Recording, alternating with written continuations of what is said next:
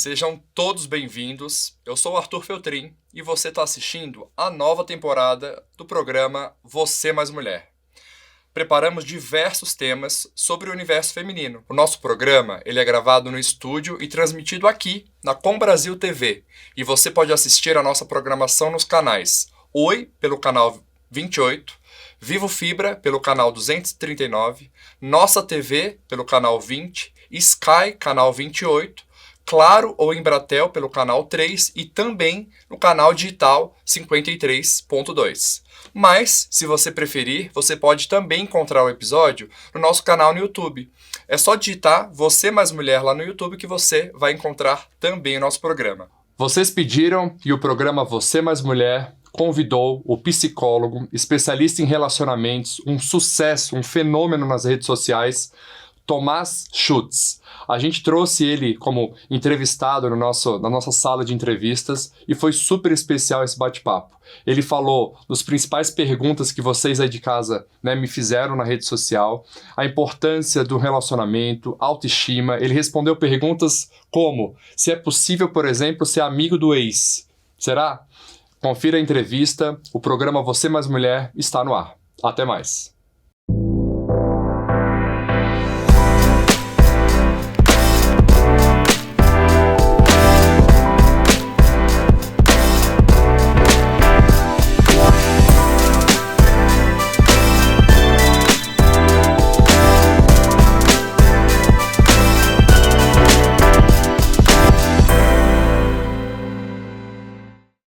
Na sala de entrevista hoje, o convidado que vocês pediram está aqui do meu lado. Eu sei que é o campeão de audiências, o assunto relacionamento.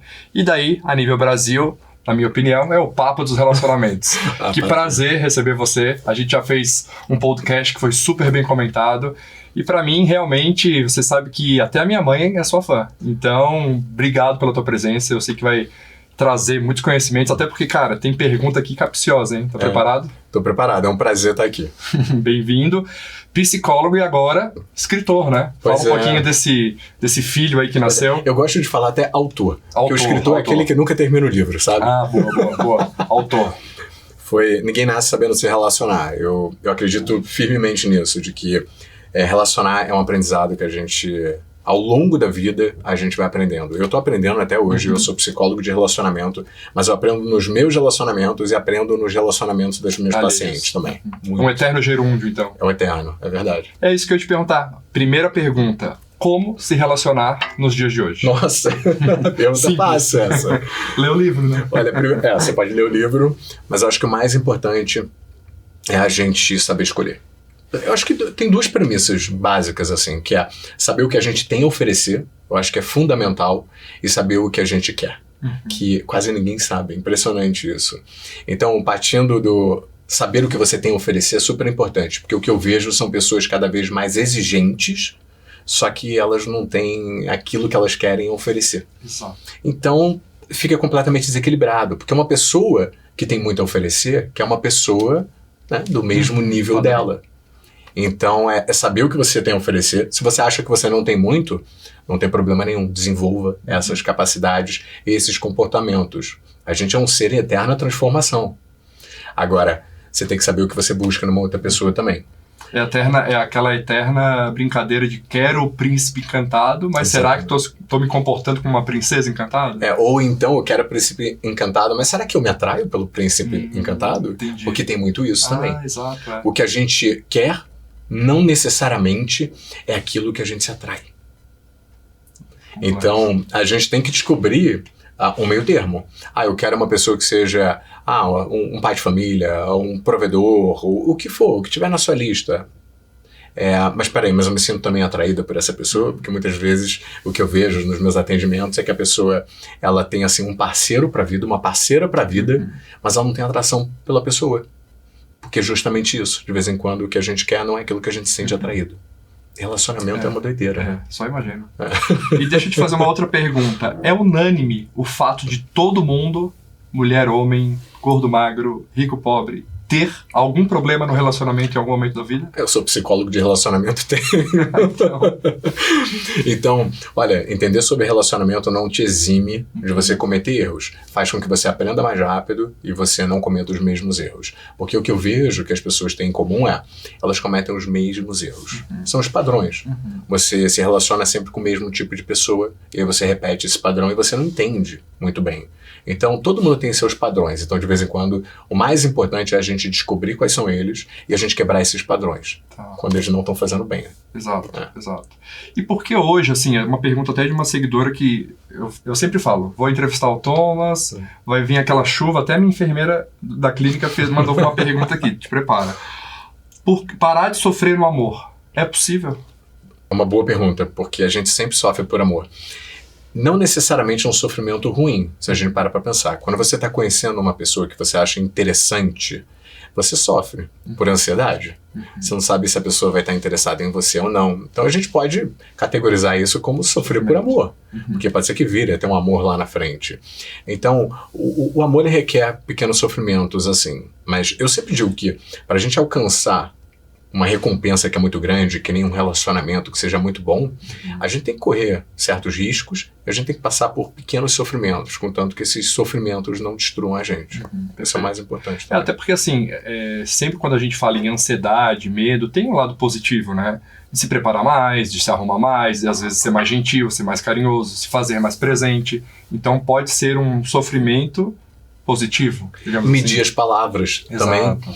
Eu recebo muitas pessoas falando, mas eu sou muito intenso, eu sou muito intenso. O que eu faço? Aprenda a se controlar. Porque intensidade não é medida de autenticidade. As pessoas tendem a falar, eu sou quem eu sou autêntica. Não, você não tem controle emocional. Você tem que medir um pouco as suas palavras. Você não vai para uma entrevista de emprego falando o que você pensa. Exato. Esfera de relacionamento é uma esfera como outra qualquer. A gente precisa desenvolver habilidade para a gente ter mais chance de fazer o quê? A gente passar na frente de todos os outros. Exato. E também não dá pra culpar o signo, né? E não dá. Falar que não, é só ariano, a culpa foi do signo. Não dá exatamente. Ou então tem o dedo podre. É. Eu falo, não, você não tem dedo podre. Não é o universo que te manda as pessoas. É você que está se atraindo pelas pessoas erradas, inconscientemente.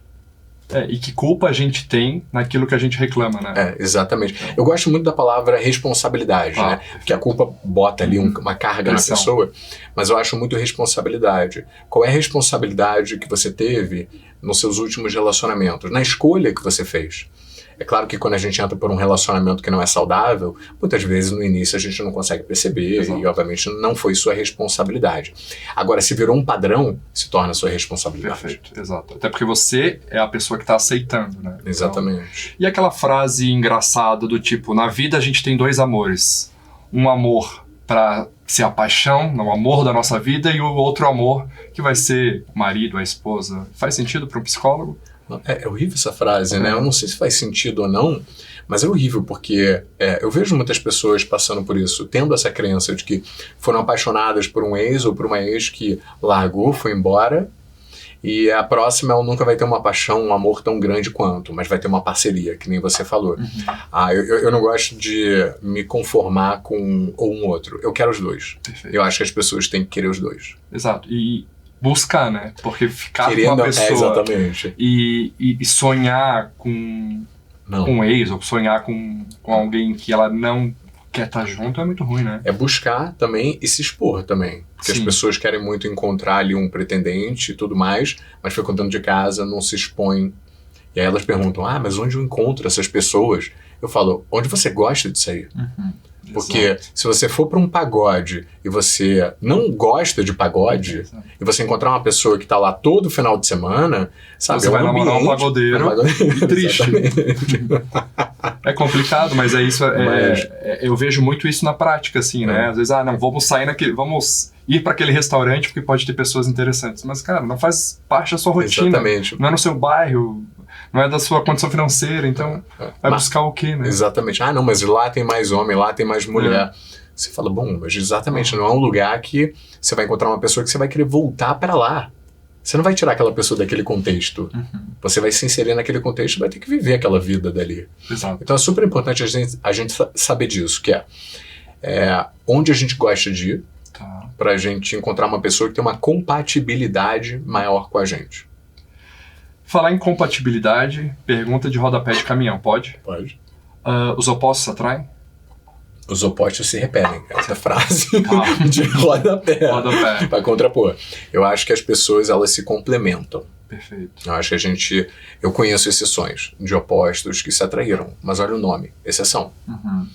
Na maioria das vezes, não. Você tem que ter uma pessoa que te complemente. Uhum. Não precisa ser uma pessoa idêntica a você, porque, bom, eu não quero ninguém idêntico a mim, porque eu sou insuportável, eu sou difícil. Não, assim, falam que já tem um porque você tem um irmão gêmeo que é irmão gêmeo super parecido, eu né? tenho irmão gêmeo idêntico.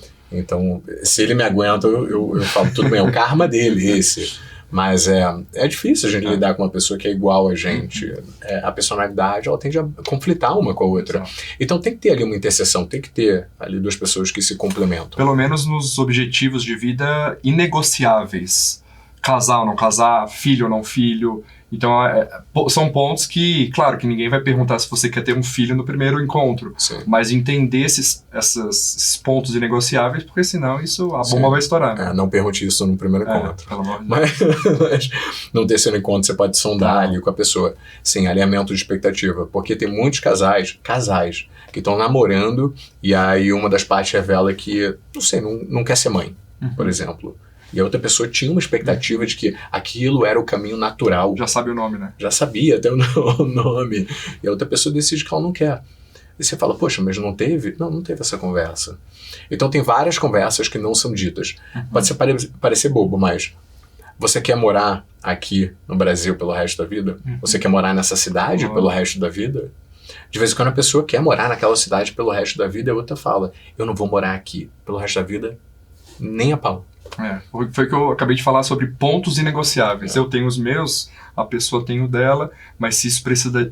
Primeiro, deixar muito claro. Isso. E segundo, respeitar o que é inegociável para o outro e aceitar ou não. Né? E essa palavra é muito boa, ser inegociável. É porque é o seu limite. Exato. E as pessoas têm muita dificuldade em colocar limites nos relacionamentos. Então elas acabam aceitando qualquer coisa, tolerando, fazendo movimentos que elas não topariam, que é para o outro, somente para o outro. Perfeito. Porque as pessoas tendem a acreditar que relacionamento é sacrifício.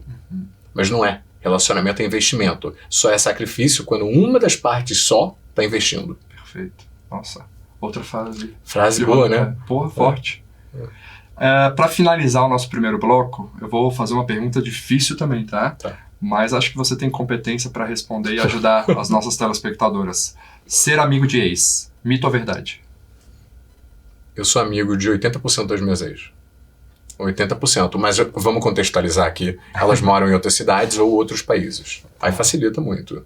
Eu não sou amigo de ex de ficar saindo com ela para ir para algum lugar, não, de forma alguma.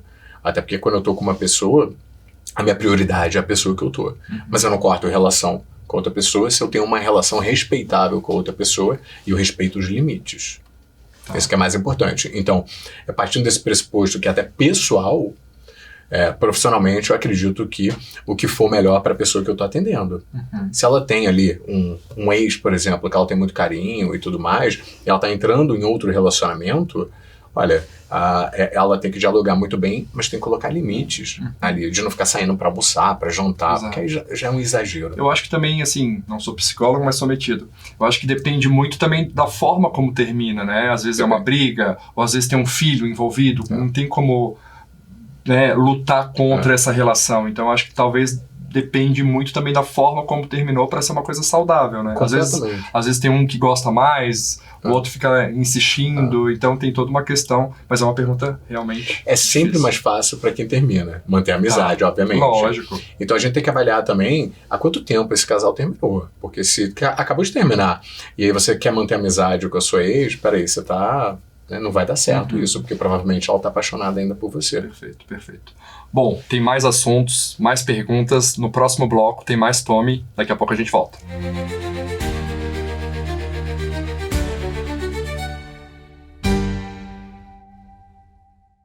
Perder o equilíbrio por amor faz parte de uma vida equilibrada. Parece contraditório, né? Mas não é. Muitas pessoas acham que se controlar as emoções, controlar os sentimentos, conseguem também controlar o resultado das coisas. Mas aí que tá. Não controlamos absolutamente nada, muito menos o resultado. Porque existem infinitas possibilidades no meio do caminho, no processo, para que as coisas tenham um resultado X ou Y. Num relacionamento, então, não depende de uma pessoa só. Depende de duas pessoas. E aí, na psicanálise, a gente fala muito sobre essa proteção que a gente acha que tem controlando uma emoção. Então, eu não vou me apaixonar demais só quando eu estiver totalmente pronta e preparada, porque como já sofri demais num outro relacionamento, dessa vez eu não vou me apaixonar.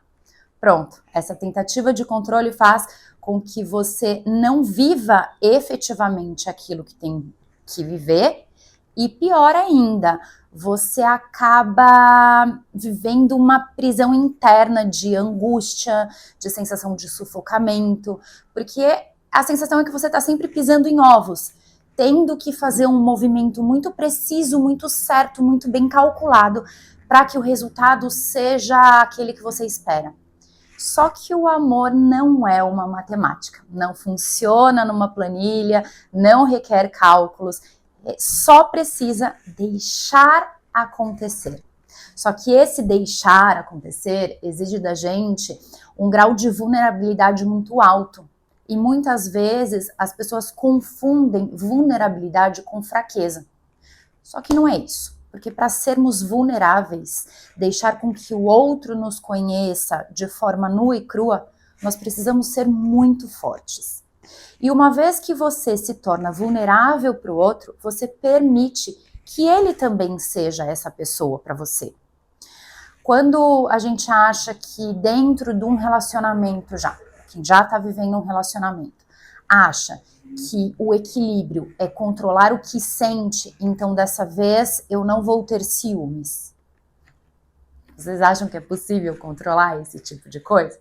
O único poder que a gente tem, se é que dá para chamar de poder, é controlar quais ações nós podemos ter diante das emoções. E não quais emoções nós vamos ter. Todas as emoções, inclusive o medo, a raiva, elas funcionam positivamente se soubermos ter uma ação diante disso que traga um benefício para nós. Então, se eu sinto raiva, ela pode ser uma ótima potência para eu conseguir aquilo que eu quero. Se eu sinto ciúmes, ela pode ser uma forma positiva de eu fazer de tudo por aquela pessoa, no sentido bom, fazer de tudo entre aspas, mas eu cuidar daquele relacionamento, por exemplo, e não ter ataques desequilibrados de ciúme. Então, entende a diferença entre perder o equilíbrio no sentido de não controlar as emoções e se fazer aberto para um relacionamento, para o amor, ou ter desequilíbrio de ações. Nós não estamos falando desse desequilíbrio, estamos falando do desequilíbrio de sentir, que na verdade não é um desequilíbrio, é o fluxo normal dentro de um relacionamento para que se construa um amor. Senão a gente vai deixar de viver essa coisa que é tão linda, que é o amor.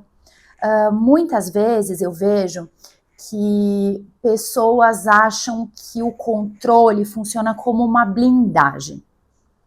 Mas essa blindagem, ela só faz com que você viva um ciclo viciante de controle. E o controle ele não pode ser positivo. Porque controle, cálculo, precisão não combina com amor. E muitas vezes as pessoas se enganam achando que o amor está no controle daquilo que eu faço para que ele possa acontecer. Se você for parar para pensar, perder o equilíbrio é perder o chão muitas vezes, mas saber que você vai se sustentar. Mas não no controle, e sim na entrega. Pensa sobre isso e vai viver esse amor maravilhoso. A gente se vê próxima semana aqui no Entre Nós. Beijo!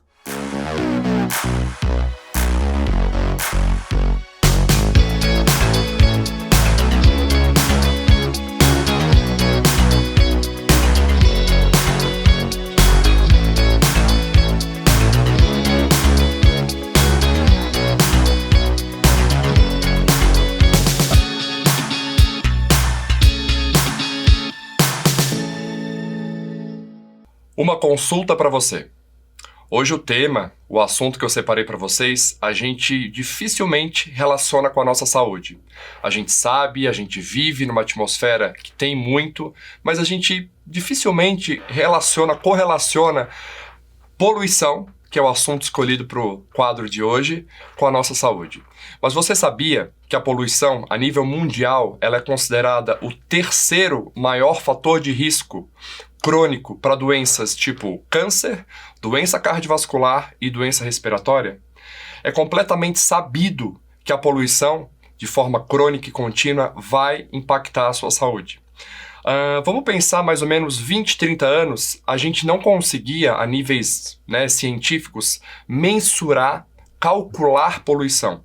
A gente sabia, por exemplo, que São Paulo é uma cidade com muita poluição, Nova York, a China é um país super poluente, mas a gente não conseguia calcular isso na prática. Hoje a gente consegue. E esses dados só ilustram o quanto isso é preocupante.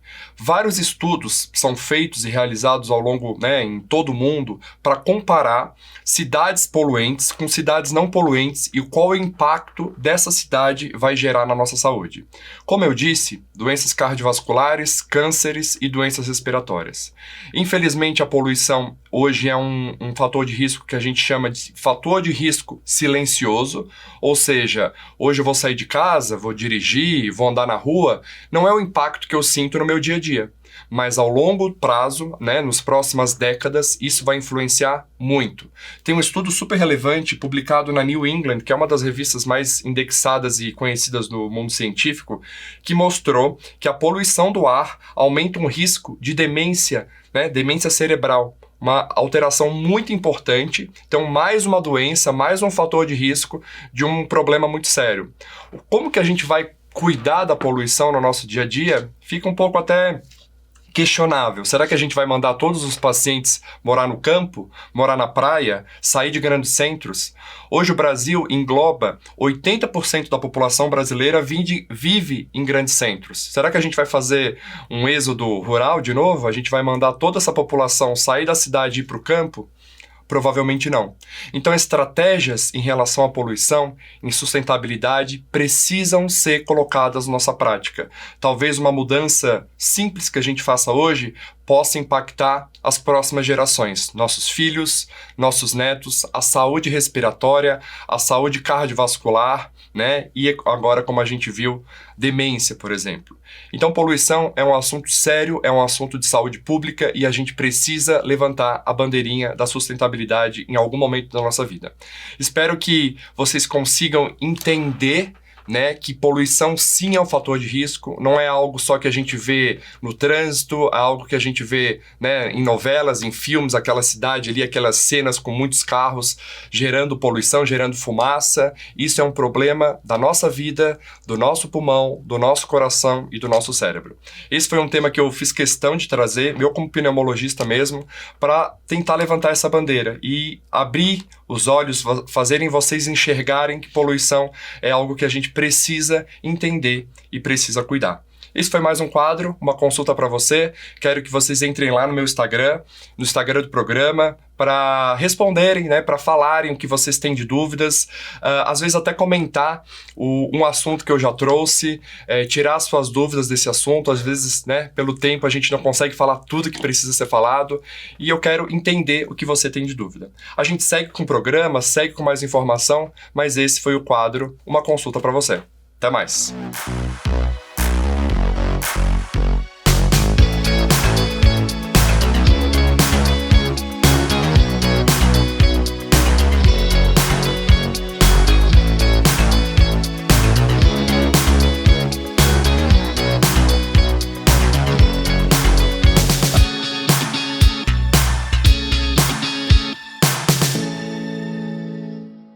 Segundo bloco, sala de entrevista, tô com Thomas Schutz, acertei? Acertou. Perfeito. Que já é meu amigo, porque eu já aprendo um monte de coisa com ele. Escritor, autor do livro Ninguém Nasce Sabendo Se Relacionar. Isso aqui é meu? Esse é teu, com certeza. Que bom. Então já na surdina aqui já ganhei um livrinho e vamos ver se eu aprendo um pouquinho mais. Só fazer uma dedicatória. Por favor, por favor. Maravilha. A gente terminou o último bloco perguntando se é possível ser amigo do ex. E ele respondeu de forma muito clássica e elegante. E elegante, como sempre. A pergunta é: relacionamento narcisista vale a pena? Tem cura? Devo fugir? Como que eu posso me proteger de um relacionamento assim? Vamos lá, a primeira coisa importante é que todo mundo atira essa palavra para tudo que é lado hoje em dia. Nem todo mundo é narcisista. Narcisismo é um transtorno de personalidade narcisista que tem que ser diagnosticada por um profissional. Não é porque o seu ex ou sua ex foi babaca com você que você pode caracterizar ou então diagnosticar como narcisista. A maioria das pessoas não é. Na realidade, a maioria das pessoas é só babaca mesmo, né? Egocêntrico. Mas o transtorno de personalidade narcisista é para fugir, porque é uma pessoa que tem um baixo grau de empatia por você. Essa pessoa precisa te diminuir para se sentir superior, porque o que ninguém fala sobre o narcisismo é que a pessoa tem um complexo de inferioridade. Ela se acha um bosta e ela precisa fingir que ela tem ali uma boa autoestima para ela conseguir conviver socialmente, porque ela se acha, na verdade, uma pessoa bem... Ela tem uma baixa autoestima na realidade. É por isso que quando a gente vê uma pessoa muito narcisista, a gente vê aquele ego inflado. É uma bolha, na realidade. Você estoura, vai embora aquilo dali. É muito externo, né? Tem uma questão de vaidade, de uma questão de ser visto, estética mesmo, de ser visto também, né? De ser adorado pelas pessoas. Tanto que é uma pessoa dentro de casa e fora de casa é uma pessoa completamente diferente. É um personagem, na realidade. E se tem cura, não tem cura. É um transtorno de personalidade, não tem cura. Tem tratamento? Tem. Mas até hoje eu atendi 2 pessoas com esse transtorno. E nenhuma das 2 tinha consciência de que tinha um transtorno. Achavam que era o parceiro ou a parceira que eram os narcisistas. Nossa. E eu na sessão, ali na segunda sessão eu já vi, opa, tem alguma coisa de errado aqui. Tá. Difícil, né? Então, não procuram tratamento para os comportamentos deles. Eles procuram, na verdade, para o comportamento da outra pessoa. Cara, louco, hein? Em relação, por exemplo, a um relacionamento duradouro, né, de anos, um casamento, qual a diferença entre um parceiro cuidar do outro e controlar o outro? É passível isso de entendimento na prática? É muito sutil, ainda mais hoje em dia que a gente tem monitoramento, a gente tem GPS, tem redes sociais. Cuidado é uma preocupação genuína com a outra pessoa. Agora, controle é você querer saber onde a outra pessoa está pelo seu próprio bem-estar ou pela sua própria insegurança, na realidade. Você não está tendo uma preocupação genuína pelo outro.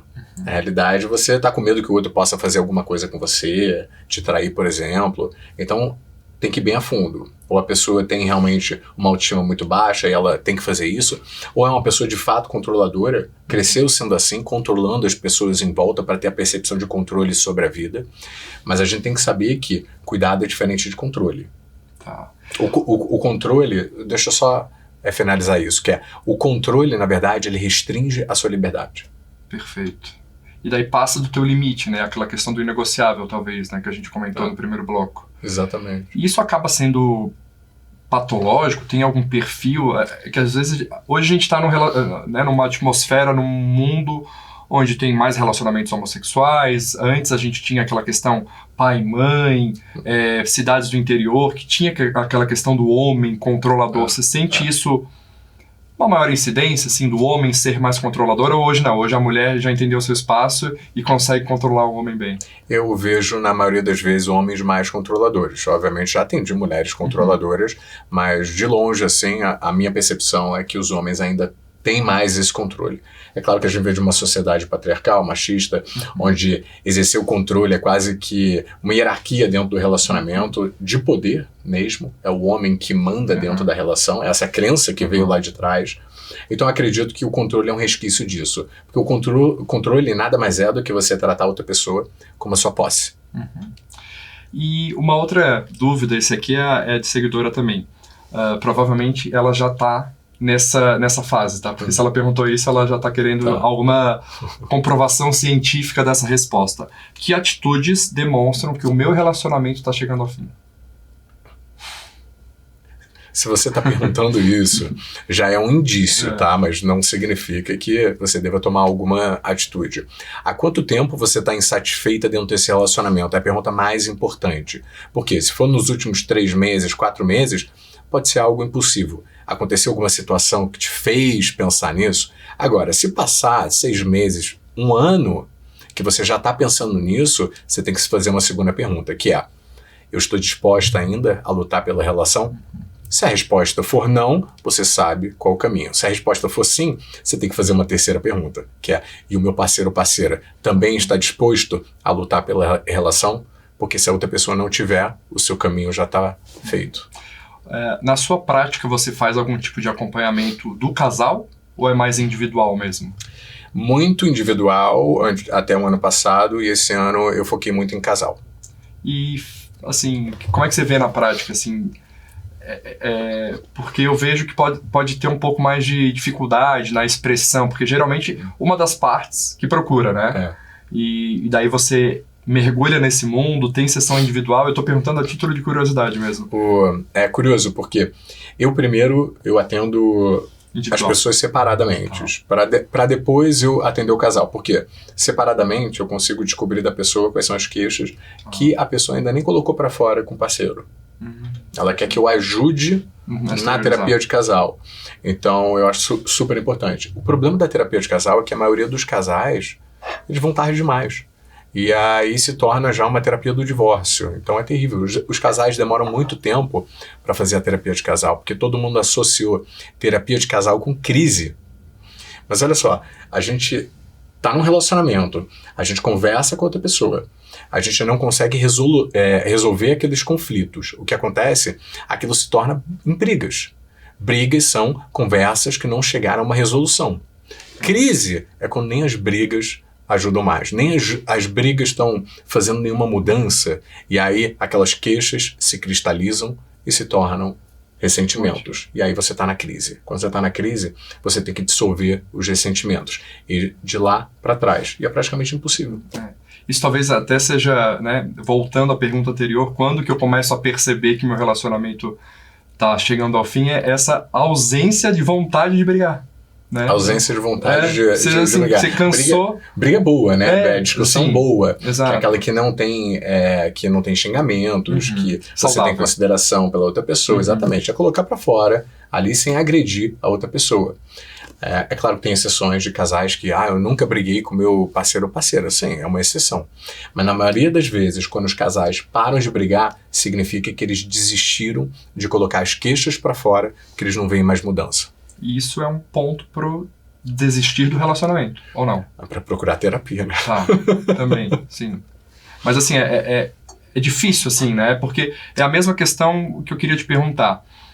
Perder a admiração no seu parceiro, na sua parceira, tem volta? Tem volta? Tem volta. Tem volta. É raro. É raríssimo, mas tem volta. Porque a gente perde a admiração na outra pessoa quando diversos comportamentos da outra pessoa fazem com que a gente perca o brilho por ela. É um conjunto de comportamentos, não foi só uma atitude que a pessoa teve.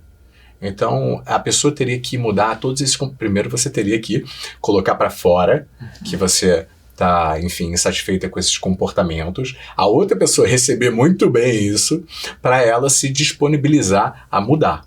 Sim. Aí tem como, mas olha o tamanho do caminho. Exato. E até assim, ela perceber, né, na prática, no dia a dia, na rotina acelerada, que ela perdeu o encanto, é difícil, né? Porque é uma avalanche, o dia vai passando, é uma briguinha ali, uma briguinha colar, e às vezes a gente fica meio solidificado nessa relação e não consegue perceber que o brilhinho ali, a borboleta no estômago não volta atrás, né? É porque é gradual. Isso. É gradual, e aí você não vai percebendo. A vida vai acontecendo, você tem vários outros problemas, você desfoca da relação, cada vez mais vocês vão indo para lados opostos, porque é isso que acontece em relacionamento. É natural irem para caminhos opostos, contanto que vocês se comuniquem e se reencontrem ao longo do caminho. O relacionamento é justamente isso. São duas pessoas diferentes. Então é natural, ao longo de 5, 10 anos, vocês se afastarem e vocês se reconectarem. Sabe aquele lance de você tem que se reapaixonar pela mesma pessoa diversas vezes? Mentira. Você tem que se reapaixonar por diferentes pessoas o tempo inteiro, só que é uma só. Porque eu não sou mais a mesma pessoa de um ano atrás. Então a pessoa tem que se apaixonar por mim hoje. Reapaixonar por mim amanhã. São pessoas diferentes. Às vezes a gente não entende o nosso novo eu, imagina uma nova pessoa. Mas o pior de tudo é quando você tá com uma pessoa e você evolui e ela fica parada no tempo. Como é que você vai se reapaixonar pela mesma pessoa? Daí que perde a admiração. Aí que perde a admiração. E para terminar esse bloco, de novo, eu só vou terminar blocos com perguntas bem capciosas aqui. Traição, tem perdão? Depende da pessoa. Depende da pessoa. Você tem que saber se você é capaz de perdoar. A traição não é questão de se tem perdão ou não, é se você tem capacidade de perdoar, porque não é fácil. Tá. E também a mesma coisa... Mas você quer que eu... Lógico. Ah, tá, então tudo bem. Pode discorrer aí, porque é um assunto polêmico. A traição, na verdade, para você perdoar e contornar essa situação, você tem que entender que é o trabalho de duas pessoas. O que a maioria das pessoas fazem elas acham que é o outro que tem que convencer elas de que eu sou confiável agora. O que traiu. O que traiu. Tá. Mas não é trabalho só da pessoa que traiu. É trabalho de ambos, porque é muita dor a traição, é muita dor que traz. Uma pessoa só, o traidor, não consegue convencer outra pessoa sozinha de que ele nunca mais vai trair. É um trabalho em equipe. É por isso que tem muitos casais que, após a traição, se reconectam muito mais forte. Por quê? Porque eles foram obrigados a abrirem feridas que eles não estavam colocando para fora e eles se reconectam num nível muito mais íntimo do que antes. Só que é raro. Até porque tem uma questão, às vezes, da pessoa traída ficar com aquilo na gaveta, né? Olha, brigou com alguma coisa, mas você me traiu. Ou quero fazer algo, vem uma crítica, não, mas você traiu. Então, assim, tem que estar muito leve pra pessoa que foi, que perdoou, pra aceitar e manter o relacionamento saudável, porque senão todo dia vai ser a mesma pedrada, né? Exatamente. E tem diferentes tipos de traição. A gente tem que entender isso, tá? Uma coisa é uma traição, um evento isolado que aconteceu. É passível de ser perdoado e pode nunca mais voltar a ocorrer. Agora, se é a segunda vez, a terceira vez que a pessoa te traiu, o que impede que ela vai te trair novamente? Ou então tem um outro tipo de traição, que é a traição com múltiplos parceiros. Porque você pode trair várias vezes com a mesma pessoa. Você pode, por exemplo, ter um amante ou uma amante. Nesse caso, você tem que perdoar a outra pessoa, mas a outra pessoa tem que desapaixonar da outra, do amante ou da amante. E cientificamente, existe uma definição de traição? O que é trair? Contato físico, pensamento, WhatsApp? Não é científico, é completamente subjetivo. É o que você considera traição. Se você considera traição a outra pessoa conversando, por exemplo, no direct ou no WhatsApp com uma outra pessoa, assuntos calientes ou qualquer coisa do tipo, é traição para você, não importa. Entendi. O que importa é você alinhar com a outra pessoa o que você considera traição. Porque o que eu vejo em alguns casais, a outra pessoa falando, mas eu não sabia que isso era tão sério para você. Eu não sabia que isso era uma traição. Perfeito. Porque ela não alinhou aquilo. É aquele lance talvez de relacionamento. Um ali, né? É uma manipulação, né? Mas tudo tem que ser dito em relacionamento. Sempre. O óbvio sempre precisa ser dito. E a gente volta para a palavra que a gente falou desde o início, o inegociável. Talvez até a definição da traição seja algo inegociável para o casal. Mas tem mais perguntas, mais assuntos. Daqui a pouco eu e o Tommy, no terceiro bloco. Fica aí. Até mais.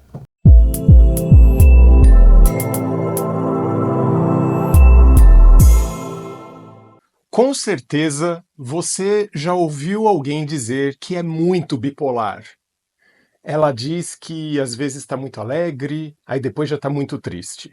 Então ela diz que é muito bipolar e às vezes você mesma concorda com isso, certo? Pois é. Ao olhar do psiquiatra, dificilmente isso é realmente o transtorno bipolar do humor. Por quê? É sobre isso que nós vamos falar hoje.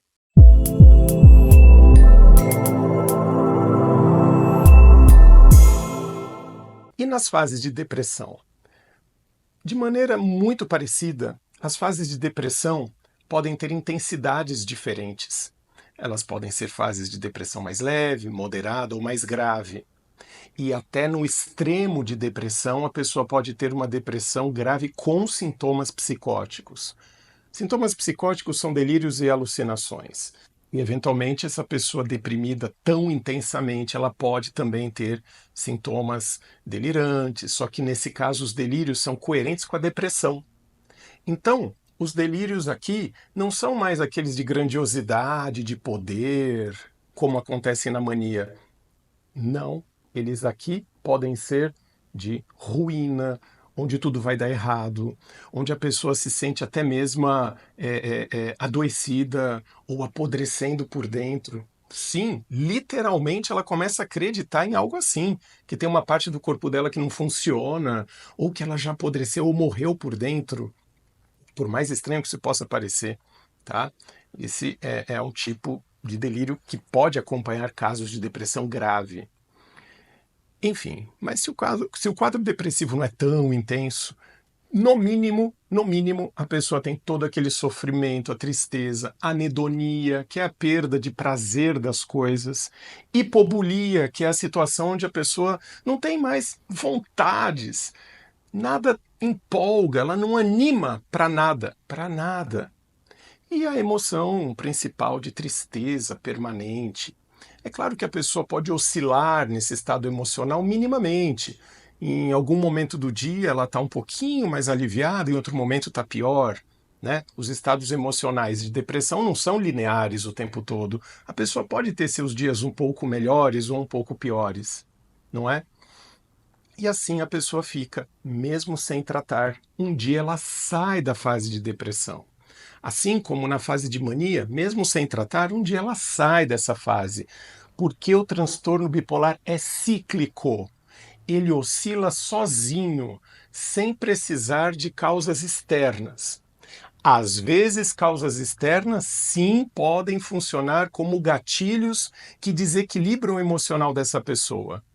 Então, quando acontece um fato na vida muito intenso, emocionalmente intenso, uma perda, uma grande decepção, enfim, um choque emocional, ou eventualmente até choques positivos, coisas muito boas que acontecem na vida de uma pessoa, podem desequilibrá-la, deflagrando uma fase de mania ou de depressão, independente do que aconteceu.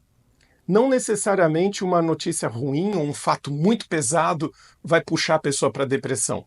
Pode, mas às vezes a pessoa vai para a mania, porque o que importa aqui é o descontrole do equilíbrio emocional que é deflagrado pelo empurrão daquilo que aconteceu. Ok? Bem, então, o transtorno bipolar, em linhas gerais, é isso. Claro que existem nuances. O transtorno bipolar, ele não necessariamente vai para a mania plena. Existe o tipo de mania menos intensa, que a gente classifica como hipomania. É como se fosse uma maniazinha menos grave, mas a pessoa ainda assim tem aumento de energia, tem uma certa desinibição, um pensamento um tanto mais rápido. E, para surpresa de todos, para um diagnóstico de transtorno bipolar ser feito, não é exatamente obrigatória a presença da depressão na vida da pessoa. No mínimo, uma fase de mania ou de hipomania é necessária. E existem transtornos que, apesar de chamarem bipolares, a pessoa nunca tem a fase depressiva. A pessoa apenas alterna entre fases de mania ou de hipomania e fases de normalidade, ou seja, de humor eutímico. E essas fases são alternadas ao longo de semanas, meses, não de uma hora para outra, pelo menos via de regra. E o que fazer quando uma pessoa é diagnosticada com transtorno bipolar do humor? Infelizmente, até hoje, no momento que nós estamos, no ano de 2025, ainda não existe tratamento de cura definitiva para o transtorno bipolar. Não existe um tratamento, quer seja com remédios ou sem medicamentos, que cure definitivamente o transtorno bipolar. Porém, há tratamentos muito eficazes para controlar o transtorno bipolar, para que o transtorno bipolar não evolua ao sabor da natureza. Existem tratamentos medicamentosos que impedem a ciclagem do humor. Via de regra, esses remédios são chamados estabilizadores do humor. Nós podemos prescrever estabilizadores de humor para um paciente bipolar e, eventualmente, a gente evita, mas pode ser necessário o uso de antidepressivos em doses muito pequenas, o menor possível, mas a gente tenta evitar o uso de antidepressivos em pacientes bipolares. E, se necessário for, sempre junto dos estabilizadores. Afinal de contas, como o nome diz, os estabilizadores eles tentam evitar a ciclagem para as fases de mania e para as fases de depressão, mandando a pessoa num estado eutímico, ou seja, ela poderá levar uma vida normal de trabalho, de vida social, vida amorosa, lazer, uma vida normal, desde que faça o tratamento. Nesse ponto, a gente pode comparar o transtorno bipolar a qualquer doença crônica que fica controlada, como uma pessoa que tem hipertensão e toma o seu remédio para pressão alta, ficando bem, uma pessoa que é diabética e toma o seu remédio para o diabetes e fica bem, e assim por diante. Existem também certas técnicas comportamentais que podem minimizar o risco de oscilações do humor, e existe também estudo apontando que a prática de atividades físicas regulares favorece a estabilidade do humor. Atividade física em psiquiatria cada vez mais sendo fundamental, não é verdade? Não é a primeira vez que eu falo sobre isso. E uma coisa essencial que ajuda muito na estabilização do humor de pacientes bipolares é o sono. O sono para esses pacientes é mais importante do que para todo mundo. Eles precisam dormir muito bem. O dormir bem tem um poder estabilizador do humor por si só. Então, há pessoas que dormem mal, mas não por vontade própria, mas porque sofrem de insônias ou coisas assim. Mas há pessoas que dormem mal de propósito, que são aquelas pessoas que ficam varando noites, vendo filmes, séries ou o que quer que seja. Se essa pessoa é portadora de transtorno bipolar, não faça isso.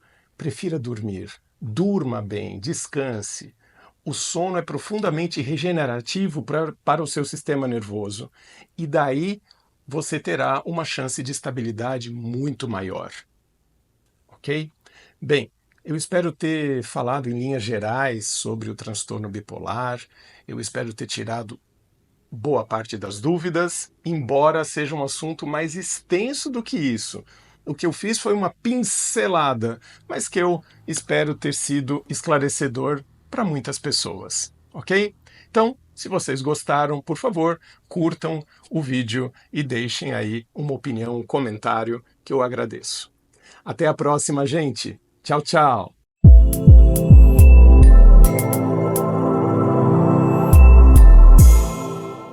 Bom dia a todos, mais uma vez aqui no programa Você Mais Mulher, meu quadro Respondendo Perguntas.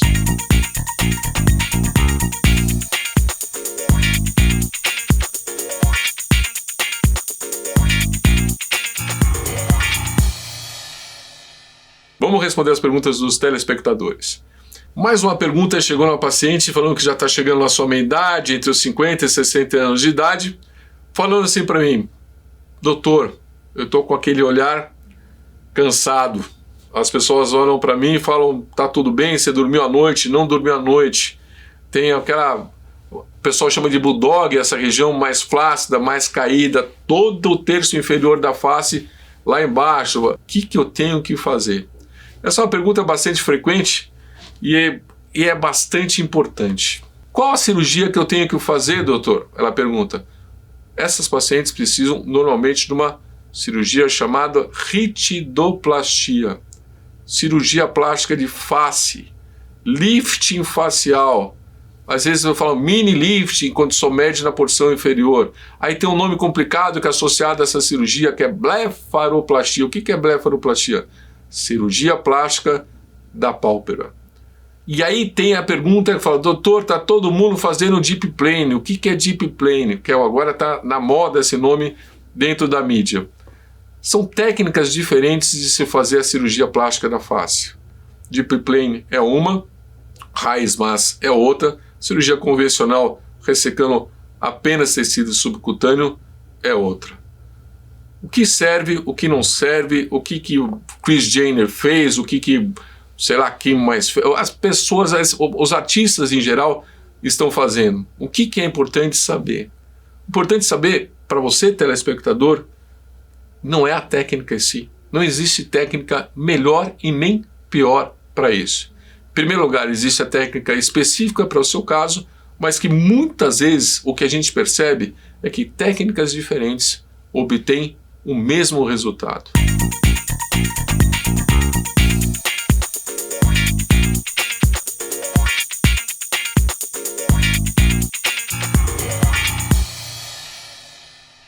Terceiro e último bloco aqui da entrevista, da sala de entrevista, hoje com Tomás Schutz, psicólogo e agora autor e escritor do livro Ninguém Nasce Sabendo Se Relacionar. Maravilha. A pergunta que eu tenho agora é curiosidade.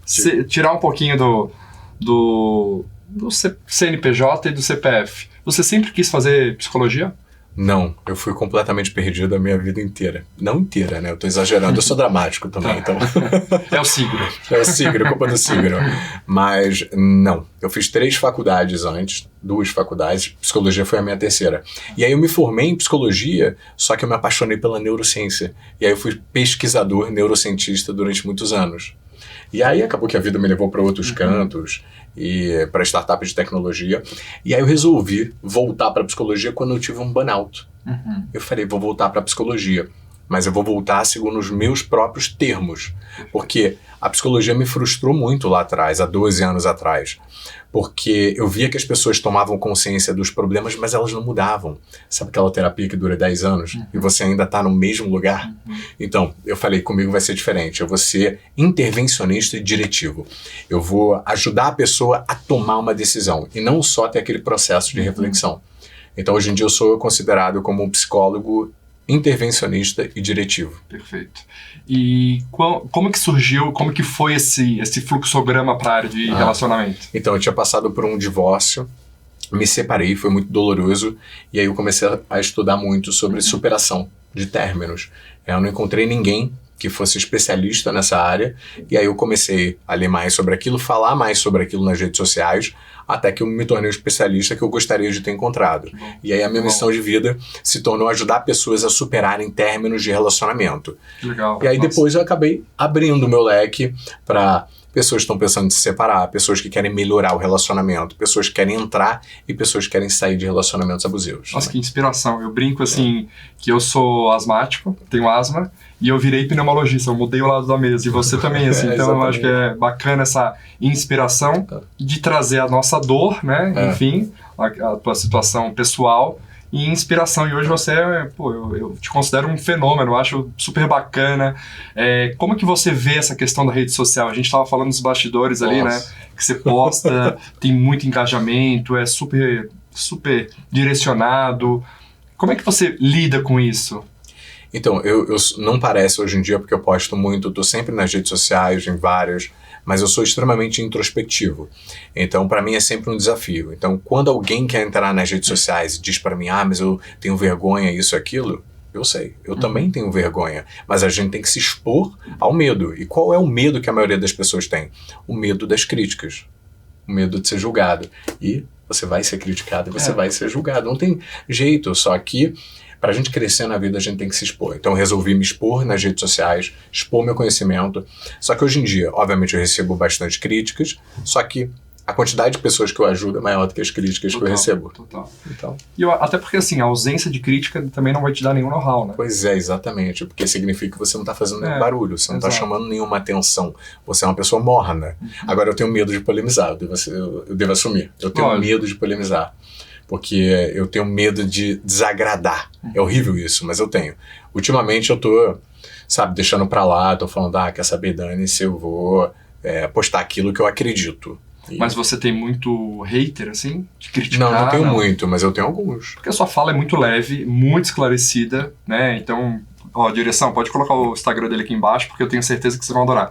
E eu, cara, assim, é muito... É exatamente isso que a gente estava falando nos bastidores. Parece que você está falando sempre para a pessoa que ouve, né? Isso é muito... você tem o quê? 900 mil seguidores? Quase... 800 e poucos. Quase 900 Isso mil... só no Insta. Só no Instagram. Quase 900 mil seguidores e parece que a tua fala é sempre individual. É muito louco isso, né? Mas é um desafio muito grande, assim, é um desafio porque eu tô sempre na persona profissional. Tá. Porque a gente tem várias personas. Sim. Com os amigos, com os pais, profissional, a gente tem várias personas dentro da gente, várias facetas. Só que quando eu falo alguma coisa pessoal, as pessoas, elas estranham. Falam, peraí, mas você não é o profissional da psicologia? Aí eu falo, peraí, eu sou mais do que isso. Exato. Então, é uma dificuldade que as pessoas têm, porque nas redes sociais, as pessoas vão tentar te categorizar como alguma coisa. E se você tentar fazer um movimento a mais ou diferente, as pessoas vão tentar te colocar no mesmo quadrado. E elas não têm essa aceitação? Por exemplo, Não tem. Eu vejo que, assim, a gente já se fala e tem projetos, enfim. Você foi viajar. Postou algumas coisas de viagem e não tinha aquele recado matutino para a mulher que está sofrendo. Não tinha. Qual foi o feedback dessa seguidora, por exemplo? Pois é. Vida pessoal as pessoas adoram. Sim. Vida pessoal. Então eu tenho postado mais. Mas opinião pessoal as pessoas não gostam. Entendi. Elas não gostam. Tá. Então, pelo menos no meu caso, que as pessoas me enquadraram como uma pessoa puramente profissional. Quando eu boto uma opinião pessoal, as pessoas me chamam de antiprofissional. Eu falo, peraí, mas essa é a minha opinião pessoal. São duas pessoas. Ser humano é uma coisa. Mas é impressionante. Isso é um desafio. Voltar para as perguntas aqui, tá? É uma questão que eu vejo muito na prática, eu trato muito sono para meus pacientes, e a gente tem hoje uma teoria, uma técnica, um nome que chama divórcio do sono. Casais que se dão super bem, que por algum motivo, seja até patológico de sono, um ronco, uma apneia, um parceiro está mais acima do peso... tem essa teoria, né? Criam essa atmosfera do divórcio do sono, de dormir em quartos separados para melhorar o relacionamento. O que você vê isso como psicólogo? Bom, primeiro, se você tem 2 quartos na sua casa e você tem esse problema, já é meio caminho andado, porque é difícil quando você não tem 2 quartos em casa. Alguém vai dormir no sofá da sala. Mas o que for melhor para o casal. Porque, por exemplo, se o marido tem uma apneia muito severa, ronca muito, usa, por exemplo, aquela máscara de CPAP, por exemplo, de oxigênio, fica inviável. Por quê? A qualidade do sono, para mim, é uma das coisas mais fundamentais que existem, porque eu sou uma pessoa que tem insônia desde os 16. Insônia terminal desde os 16. Melhorou. Mas então, para mim, assim, é fundamental. Se eu tivesse uma pessoa do meu lado que eu não conseguisse dormir, isso iria afetar o relacionamento muito mais do que dormir em quartos separados. Sim. Porque vocês podem passar a noite juntos e na hora de dormir ir para quartos separados. Não tem problema. Não é não poder ficar juntos, mas é na hora de dormir para você melhorar a qualidade de sono e para você brigar menos. Perfeito. Porque casais que estão sem dormir, com certeza brigam muito mais. Deve ter algum estudo aí que, sem sombra que já de corroborou dúvida, essa relação. Então o médico prescreve divórcio do sono se precisar, e o psicólogo também? Eu também, depende do contexto, sim. Se precisar, vai. Uma outra pergunta, nessa era de redes sociais, do like escondido, mexer no celular do parceiro é sinal de confiança, de liberdade, ou total desconfiança e tô fazendo algo errado? Mexer escondido ou mexer na frente da outra pessoa?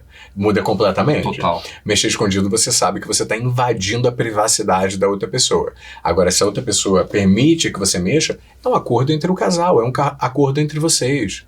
Agora, aquela questão, é um acordo entre os dois.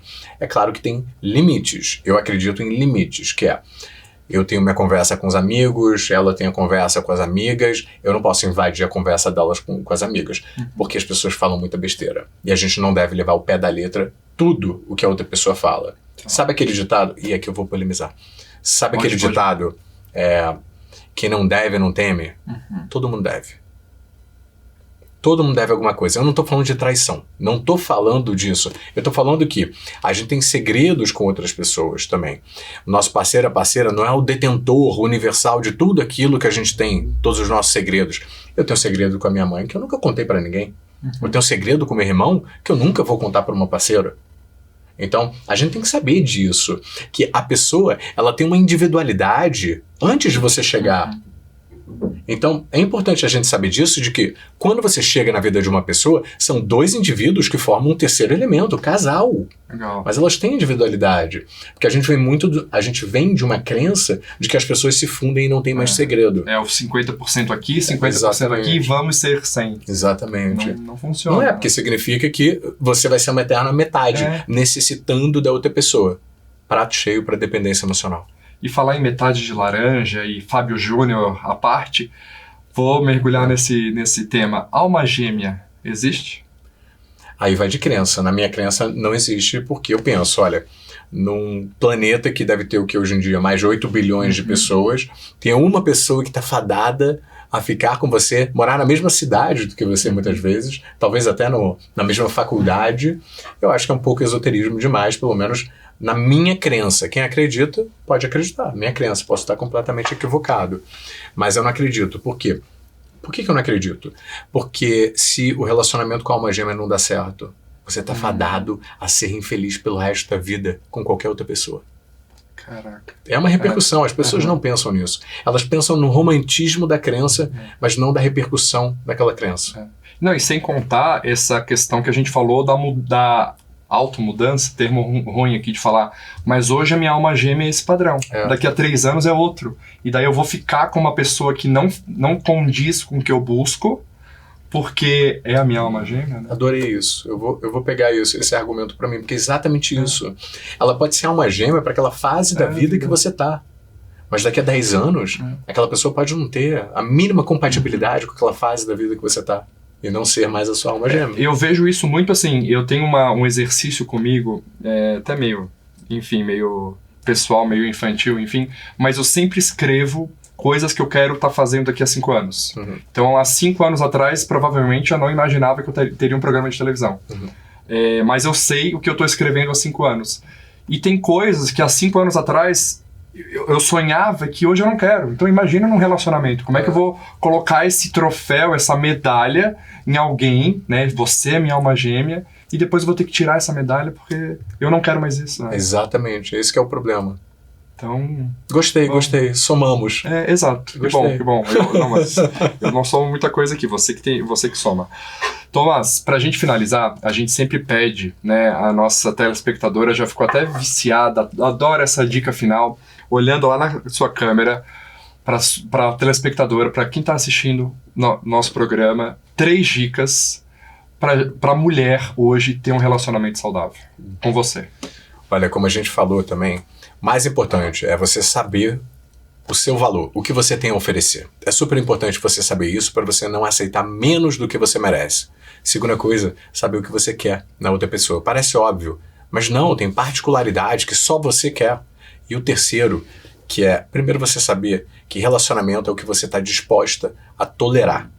Então, é você ter essa percepção do que é tolerável e o que não é tolerável, ou então negociável e inegociável.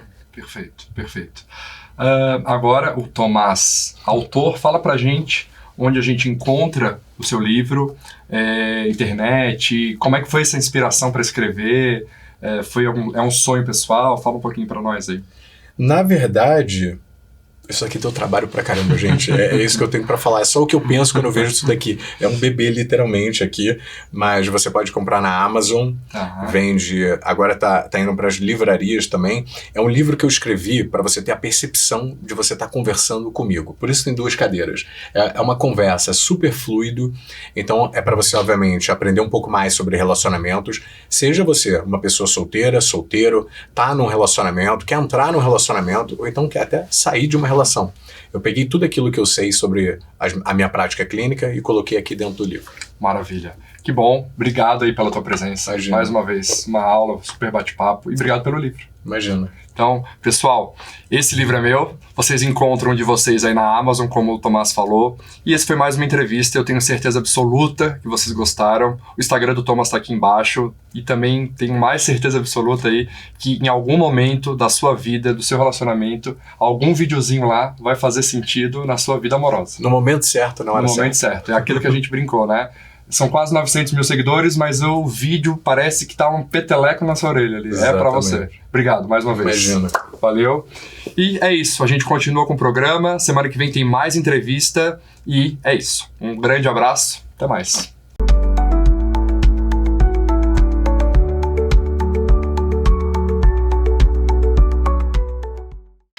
Gente, muito bom estar aqui de volta com vocês para nossa parte 2 daquilo que a gente falou semana passada. Causa e efeito.